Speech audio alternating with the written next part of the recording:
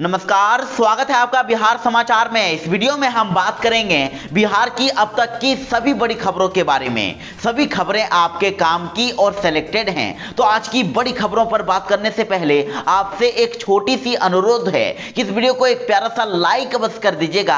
आपका एक लाइक करना ही हमारी मेहनत का फल होता है।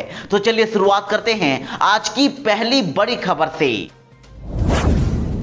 बिहार में पंचायत चुनाव के दूसरे चरण के दौरान जबरदस्त मारपीट और फायरिंग की खबर सामने आ रही है। तो वहीं कुछ जिलों में तो महिलाएं खड़े खड़े ही बेहोश हो गई है, तो इधर कई जगह ईवीएम ही खराब हो गई है। दरअसल आपको बता दें कि आज बिहार में पंचायत चुनाव के लिए दूसरे चरण का मतदान हो रहा है और इसी बीच भोजपुर जिले में वोटिंग शुरू होते ही जबरदस्त बवाल देखने को मिला है। बूथ पर ही दो मुखिया उम्मीदवार आपस में भिड़ गए हैं और दोनों के बीच मारपीट की सूचना मिल रही है। और इसके साथ ही मुजफ्फरपुर और नवादा में भी काफी भगदड़ की सूचना है। मुजफ्फरपुर में सुरक्षा कर्मियों के द्वारा लोगों को खदेड़ दिया गया है, तो इधर अररिया और नवादा में तो ईवीएम मशीन ही खराब हो गई, जिसके कारण से कई घंटों तक मतदाता मतदान नहीं कर पाए। तो इधर मधेपुरा के मनिकपुर बूथ संख्या 122 पर लाइन में खड़े खड़े एक महिला बेहोश हो गई। दरअसल कहा जा रहा है कि महिला जिउतिया पर्व को लेकर उपवास पर थी और लाइन में देर तक खड़े रहने के कारण वो बेहोश हो गई और जिसके बाद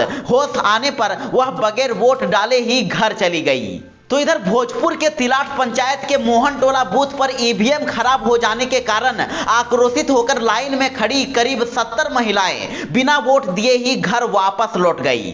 तो इधर मुजफ्फरपुर के सरैया पंचायत में फायरिंग का भी मामला सामने आया है। आपको बता दें कि आज दूसरे चरण में पटना समेत कुल 34 जिलों के 48 प्रखंडों में चुनाव हो रहा है। मौसम विभाग ने बिहार में फिर से भयंकर बारिश का अलर्ट जारी कर दिया है। आज भी बिहार के लगभग सभी जिलों में भारी से भारी बारिश हो सकती है। आपको बता दें कि बिहार में अब भी चक्रवाती गुलाब तूफान ने तबाही मचा रखी है और इसके कारण बिहार के अब तक 9 लोगों की मौत हो गई है और इसीलिए अब आपको सावधान हो जाने की जरूरत है। मौसम वैज्ञानिकों के अनुसार उत्तर पश्चिम बंगाल की खाड़ी एवं पश्चिम बंगाल के तट पर एक कम दबाव का क्षेत्र बना हुआ है और इसके चलते 24 घंटों के अंदर ही चक्रवाती हवा के तेज होने की संभावना है। और अगर बात करें कि बिहार के किन किन जिलों में आज सबसे ज्यादा बारिश हो सकती है, तो देखिए वे जिले हैं बिहार के सारण, वैशाली, गोपालगंज, नालंदा, समस्तीपुर, मुंगेर, लखीसराय, बेगूसराय, मधेपुरा, बक्सर, भागलपुर, खगड़िया, सहरसा और सुपौल। इन जिलों में सबसे ज्यादा खतरा है। यहाँ भयंकर बारिश तो होगी ही और साथ ही आंधी तूफान के साथ ही तेज वज्रपात भी हो सकती है। मौसम विभाग ने यहाँ के लोगों को घर से बाहर ना निकलने की अपील की है। तेजस्वी यादव ने नीतीश कुमार पर साधा निशाना और साथ ही बताया कि बिहार को कब मिलेगा विशेष राज्य का दर्जा। जी हां, बिहार को विशेष राज्य का दर्जा मिले, इसको लेकर बिहार में एक बार फिर से राजनीतिक गलियारे में बवाल मच गया है। नेता प्रतिपक्ष तेजस्वी यादव ने इसको लेकर बड़ा बयान दिया है। तेजस्वी यादव ने कहा कि 2024 में अगर हमारा गठबंधन बिहार की 40 में से 39 सीटें जीतता है तो जो भी प्रधानमंत्री होंगे स्वयं पटना आकर बिहार को विशेष राज्य का दर्जा देने की घोषणा करेंगे, क्योंकि हम नीति, सिद्धांत, सरोकार, विचार और वादे पर अडिग रहते हैं। हमारी रीढ़ की हड्डी सीधी है और जो हम कहते हैं वो करते हैं। और इसके साथ ही तेजस्वी यादव ने मुख्यमंत्री नीतीश कुमार पर भी बड़ा हमला कर दिया है। तेजस्वी यादव ने कहा कि जो लोग पटना विश्वविद्यालय को केंद्रीय विश्वविद्यालय का दर्जा नहीं दिला पाए, वे राज्य को विशेष राज्य का दर्जा क्या दिला पाएंगे? क्या यही 40 में से 39 सांसदों वाला डबल इंजन है? तेजस्वी यादव ने कहा कि नीतीश कुमार अब थक चुके हैं और अब तो उनकी पार्टी खुद मान रही है कि मुख्यमंत्री के साथ साथ पार्टी भी थक चुकी है। इन्हें बिहार की नहीं, सिर्फ कुर्सी की चिंता है और अगर कुर्सी की चिंता नहीं होती तो इतने विरोधाभासों और अपमान के बावजूद भी वे कुर्सी से चिपके नहीं रहते। चिराग पासवान की पार्टी ने बड़ा दावा कर दिया है और कहा कि बिहार में जल्द ही नीतीश सरकार गिरने वाली है। बिहार में जल्द ही मध्यावधि चुनाव होने वाला है और पार्टी इसके लिए 243 सीटों पर लड़ने की तैयारी भी कर रही है। लोजपा के द्वारा कहा गया है कि बिहार में नीतीश कुमार की जमीन खिसक चुकी है और नीतीश कुमार बीजेपी के भरोसेमंद सहयोगी भी नहीं हैं, इसलिए बीजेपी चाहकर भी उनकी कोई मदद नहीं कर सकती है। लोजपा ने दावा किया है कि बिहार की मौजूदा सरकार टिकने वाली नहीं है। बिहार में मध्यावधि चुनाव होना तय हो गया है और ऐसे में पार्टी उपचुनाव के बाबत केवल 2 नहीं बल्कि विधानसभा चुनाव को लेकर पूरे 243 सीटों पर चुनाव लड़ने को लेकर तैयारी कर रही है। और इसके साथ ही पार्टी के बिहार प्रदेश मीडिया प्रभारी सह प्रवक्ता कृष्ण सिंह कल्लू ने कहा कि 2 सीटों पर होने वाले विधानसभा उपचुनाव में जदयू को अपनी हैसियत का एक बार फिर से पता चल जाएगा। तेजप्रताप यादव ने राज्य सरकार के साथ ही केंद्र सरकार पर भी साधा निशाना और कहा कि बिहार को विशेष राज्य का दर्जा दें डबल इंजन की सरकार। जी हां, बड़ी खबर है कि तेजप्रताप यादव ने बिहार को विशेष राज्य का दर्जा देने की मांग को लेकर अब केंद्र और राज्य सरकार पर हमला बोला है। तेजप्रताप यादव ने डबल इंजन की सरकार से यह मांग की है कि वे बिहार को विशेष राज्य का दर्जा दिलाएं। और इसके साथ ही तेजप्रताप यादव ने बताया कि बिहार में जब आरजेडी की सरकार थी तब उस वक्त देश के प्रधानमंत्री अटल बिहारी वाजपेयी बिहार दौरे पर आए हुए थे और प्रधानमंत्री जी को रिसीव करने के लिए राजद सुप्रीमो लालू प्रसाद यादव, राबड़ी देवी और नीतीश कुमार समेत कई नेता पटना एयरपोर्ट पर गए हुए थे। सभी नेताओं ने अटल बिहारी वाजपेयी जी का स्वागत किया था और तभी इसी दौरान लालू प्रसाद यादव और राबड़ी देवी ने बिहार को विशेष राज्य का दर्जा दिए जाने की मांग रखी थी, लेकिन उस वक्त नीतीश कुमार इसके विरोध में थे और उन्होंने लालू राबड़ी जी की मांग को अनसुना कर दिया था। तो अब तेजप्रताप यादव ने केंद्र और राज्य सरकार पर हमला बोलते हुए कहा है कि बिहार की इस मांग को अब डबल इंजन की सरकार दिलाने का काम करें।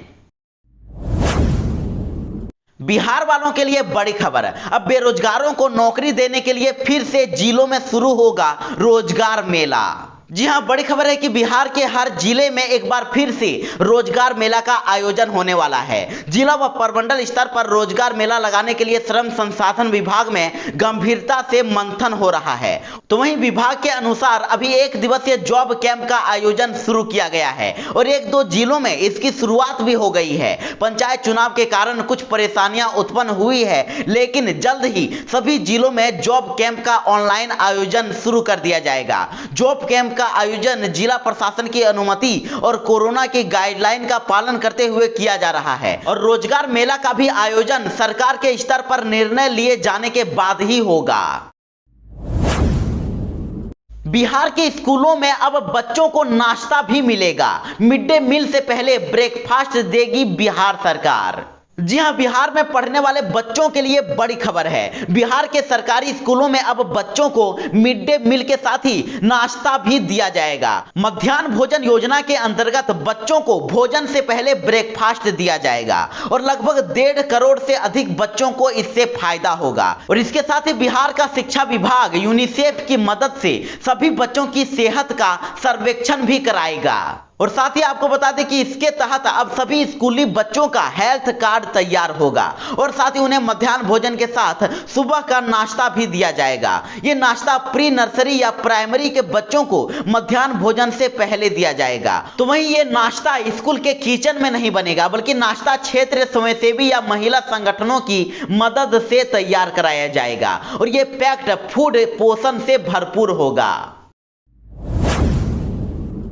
पटना सिटी में बिजली उपभोक्ताओं ने किया जमकर हंगामा।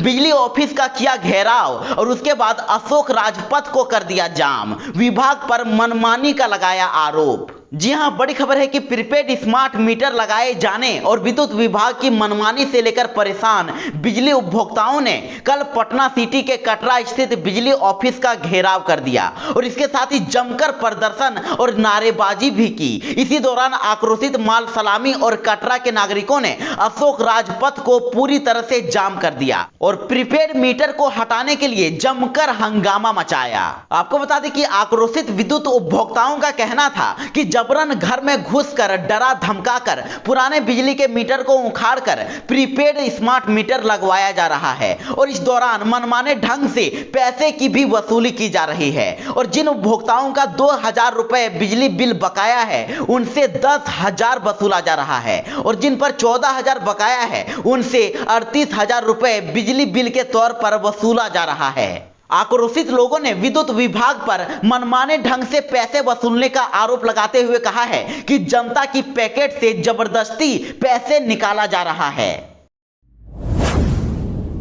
गांधी जयंती पर फिर से चलेगा मेगा वैक्सीनेशन अभियान। बिहार सरकार ने जिलों में तय कर दिए हैं नए लक्ष्य। जी हां, गांधी जयंती के अवसर पर स्वास्थ्य विभाग बिहार में बड़े पैमाने पर कोरोना रोधी टीकाकरण अभियान चलाने वाला है और स्वास्थ्य विभाग में इसको लेकर एक महत्वपूर्ण बैठक भी हुई है। बैठक में पिछले अभियान की सफलता को देखते हुए एक बार फिर नया लक्ष्य तय किया गया है और इस बार स्वास्थ्य विभाग का लक्ष्य एक दिन में 40 लाख लोगों को कोरोना वैक्सीन लगाकर नया कीर्तिमान स्थापित करने का है।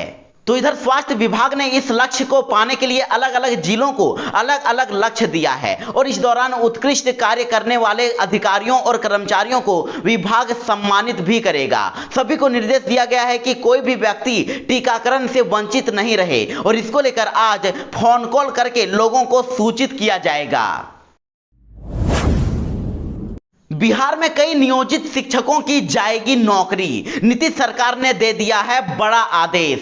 जी हां, इस वक्त की एक बड़ी खबर सामने आ रही है। बिहार में अब अलग अलग स्कूलों के कई शिक्षकों की नौकरी चली जाएगी, उनका नियोजन रद्द हो जाएगा और कहा जा रहा है कि ऐसे शिक्षक जिनकी अवैध तरीके से बहाली की गई थी उनकी नौकरी अब जाने वाली है। पूरे मामले की जांच के बाद शिक्षकों का नियोजन रद्द करने का आदेश दे दिया गया है। आपको बता दें कि बिहार के सीतामढ़ी जिले के बैरगनिया नगर पंचायत अंतर्गत विभिन्न स्कूलों के अवैध तरीके से बहाल किए गए 9 शिक्षकों की नौकरी अब जाने वाली है।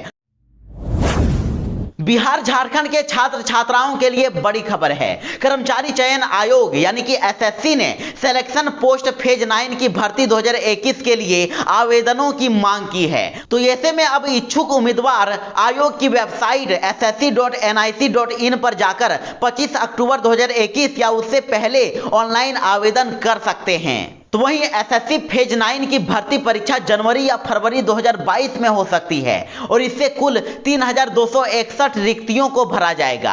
आपको बता दें कि ऑनलाइन आवेदन शुल्क जमा करने की आखिरी तारीख या ई चालान जनरेट करने की आखिरी तारीख 28 अक्टूबर है।